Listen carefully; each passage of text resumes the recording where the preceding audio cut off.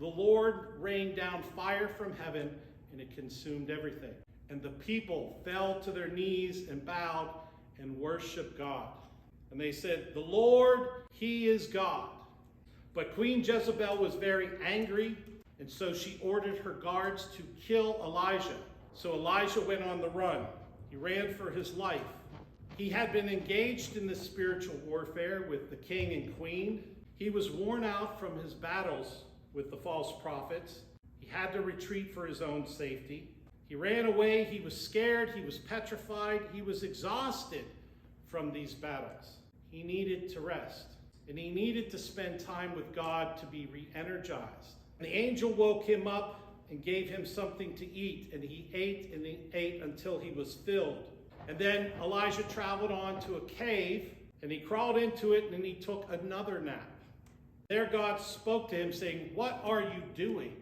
And he told him how he had been battling against the king and queen, and that they had killed all the prophets, and then they were trying to come and kill him.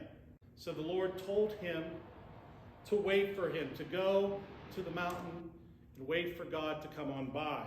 So a hurricane came by, and God was not in the hurricane. Then an earthquake came by, and God was not in the earthquake. And then a fire came by, and God was not in the fire.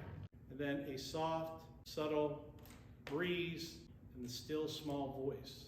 God is in the still small voice.